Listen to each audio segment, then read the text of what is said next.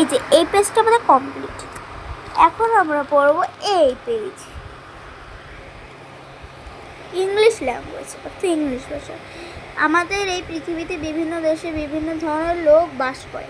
বিভিন্ন দেশ, বিভিন্ন জাতির লোকজন বিভিন্ন ভাষায় কথা বলে, তাদের মনের ভাব প্রকাশ করে।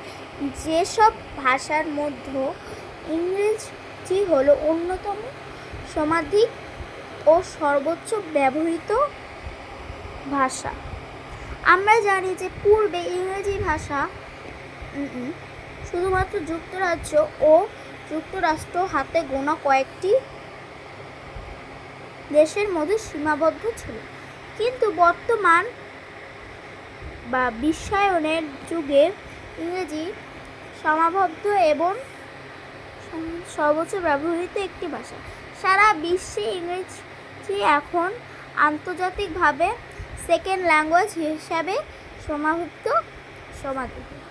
এই ইংলিশ ল্যাঙ্গুয়েজ এটা থেকে বোঝাতে চাইছে যে আমাদের তো এক এক দেশে এক এক ধরনের লোক, এক এক ধরনের ভাষা থাকে। তো এক দেশের মানুষ যদি আর এক দেশের মানুষের সাথে কথা বলতে হয়, কী ভাষায় কথা বলবে, কেমন করে কথা বলবে, একজনের ভাষা তো আর এক রকম, কেমন কথা বলবে, খুব দরকার তাদের সাথে কথা বলে, এক দেশের মানুষের সাথে আরেক দেশ। তখন কীভাবে কথা বলবো আমরা? ইংরেজি ব্যবহার।